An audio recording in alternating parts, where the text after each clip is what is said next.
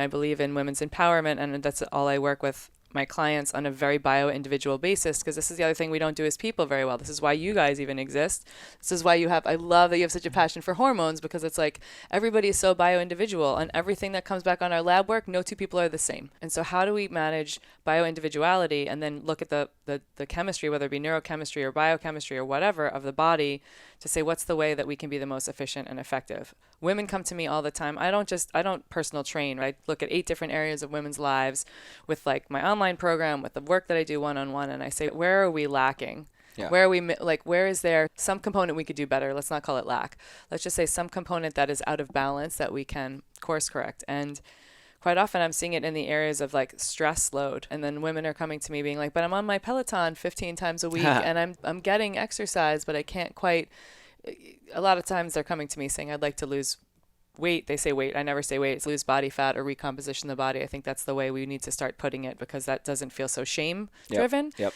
But they're coming to me for that. And I'm like, awesome, we can give you that. And you know what else? We're going to give you all the other things you need. And a lot of that, this propensity, and even what I'm talking about later today here with people who come to listen to this women's health biohacking talk, it's like we have this challenge. Like our bodies, every human body is as equally powerful as it is sensitive. And yes, we need to become anti-fragile, but our bodies are equally powerful as they are fragile. And knowing that, we have to play both sides of the fence. And I specifically think, and through the things that I've gone through, even recently, to try to make a long story short, when I moved here, I made the decision in the course of 2 weeks. It was very like the vortex of Austin was sucking me in. Sold my house in LA, put it on the market, got COVID, went home 2 weeks, packed my house up with COVID, dealing with sort of the cord cutting and the emotional breakup with my ex, even though it's been 3 years, because we're like selling all the properties and decoupling from a finance standpoint. Lots of big stressors that I'm like, I got this. I'm a warrior woman. I'm fine. Movers pick up my stuff. I fly to a conference in Florida, this conference I've been wanting to speak at for 5 years, Upgrade Labs conference. It's like Dave Asprey's Bulletproof Biohacking Conference. I'm like, oh my God, this is like the conference presentation opportunity of a lifetime. I land at the hotel and I literally fall apart. I literally have a nervous system. I want to call it failure. I have the first day of the conference in the morning and I'm speaking the next day. I'm 2 hours on the conference floor and I think, I got to go up to the room. Something's wrong. And then the second thing I think is, I'm sure I have some nootropics in the room. I can just take a bunch of shit and be like, fine, I'm just going to power through. Mm-hmm. And this is the thing that we do as women a lot, that I have been coaching people for years, but really I've never had a panic attack or an anxiety attack or anything with my nervous system that felt like, oh, something is wrong. Like physically, my body was like, look at everything you just put yourself through in the last 4 weeks. And also like post-COVID, let's talk about it. There's stuff going on. It's part of the reason I'm doing all this high dose NAD.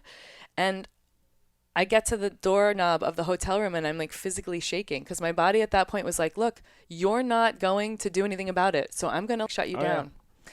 And I spent 24 hours in the hotel room feeling, even though I knew I was safe, just like I had to do this thing that's so hard for all of us as humans, but especially sometimes women in positions of power. It's like I had to call people on the phone that were downstairs and say, hey, I'm in the room.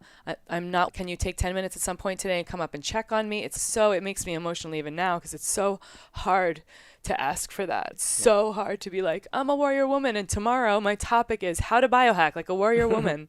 And what was happening with my body was like really scary. And my psyche was really scary. And so I like phoned a friend and called people and called my breathwork mentor in Amsterdam who like left me voice notes on like how to do some more breathing and just I needed some coaching. I needed some support. And I'm saying we, and I'm speaking for women in general, and I don't want to generalize, but we don't ask for support enough.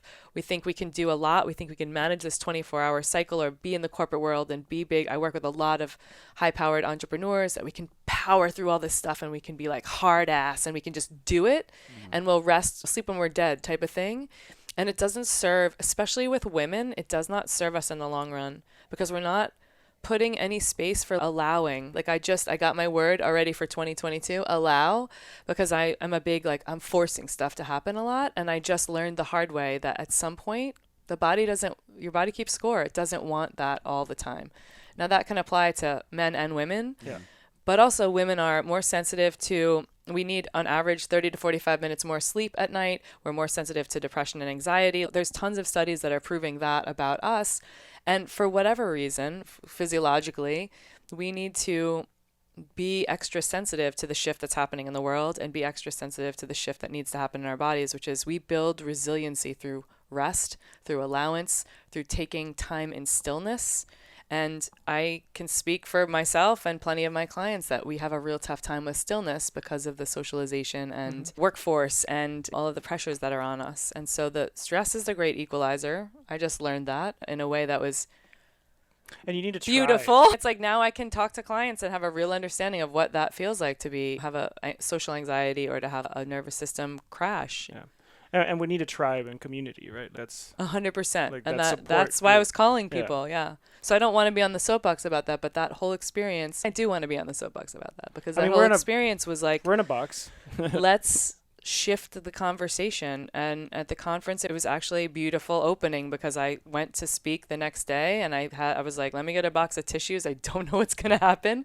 I got up in the morning. I changed my first 4 or 5 slides. And I said, I know we're going to talk about how to biohack like a warrior woman. I'm a badass coach. I can crush it when it comes to fitness and nutrition. And I have lots of answers. Certainly not all of them, but a lot. And I'm really effing good at what I do. But before we talk about that, we're going to talk about what just happened to me in the last 30 hours because I thought that the rules don't apply to me because I could just keep going hard and I'll be fine. And that's not the case. Like, it's like taking that step back, and that was like a scary presentation to do at this conference. But in the long run, there's a room full of women that are like, and a couple men, like Freddie was there and one of my other little besties was there. But it's, these women actually super relate. I've spoken in groups of to 5,000 people in a room.